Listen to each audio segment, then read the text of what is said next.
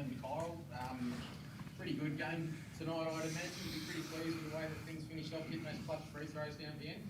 Go for it.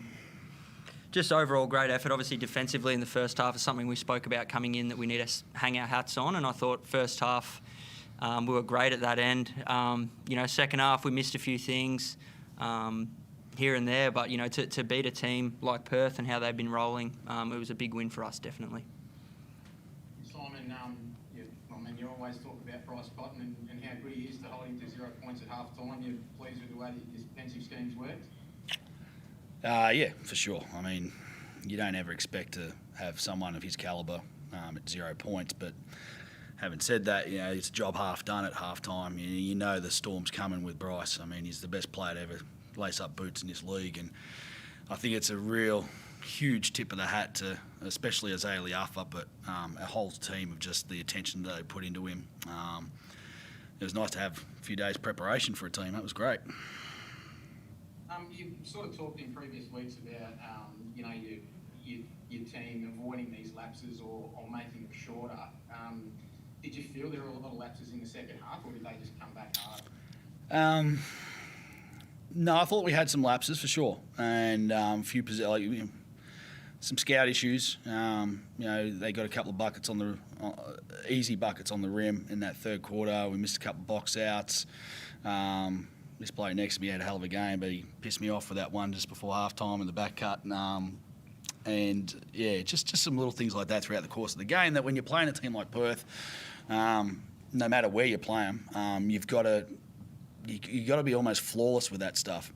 You're going to make mistakes at the offensive end. You're going to be out of position. You're going to make a wrong choice and those things. But if you can just sort of nail things down at the defensive end and just keep them to difficult shots, keep Bryce to difficult shots, because he's still going to make the tough ones, then you're giving yourself a chance. And, for the most part, we were pretty solid, but there were a couple of let-ups, so there's room for us to get better. Talk about the guy next to you. I mean, that was an impressive game, but especially in that last quarter, he sort of took it over, didn't he?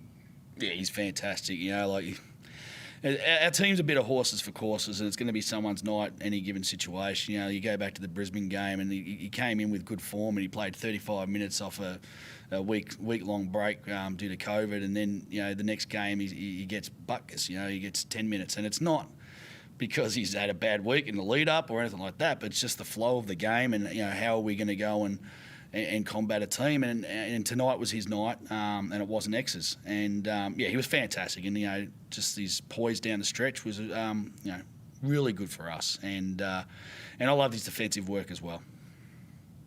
Is that maybe the big challenges sort of going into the game, obviously with a plan, and then someone gets rolling and you have to make those adjustments? Nah, it's not really. I don't go in there with a plan and say this guy's playing 30 minutes tonight. I probably could say that about Creaky most nights, but no, it's really just we roll it out and we see where we have an idea of where we think we can get advantages, but at the end of the day, it's really just about who's on the night and just rolling with them as much as we possibly can.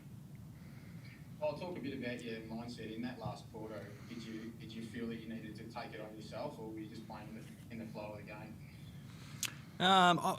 We were playing in the flow of the game, but we were kind of looking at Perth's defensive schemes as well. They were switching a lot of stuff. So in that situation, we'd posted Creaky a few times, and they were sort of basing it, and we were kind of just struggling getting out of that at times. So Creaky did an amazing job, but going against two guys every time is difficult for anyone. So I knew that, in that higher screen and roll when they were switching, that it was something that I had to attack.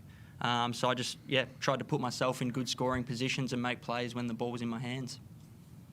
And Simon, can you just throw us forward?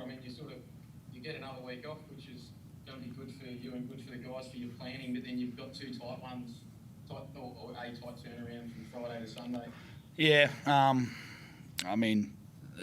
any rest is good at the moment, just to get the bodies right for the next one. We've got Adelaide Friday and then Illawarra just 2 days later. So, we'll be ready. We'll, we had a good look at Adelaide last night.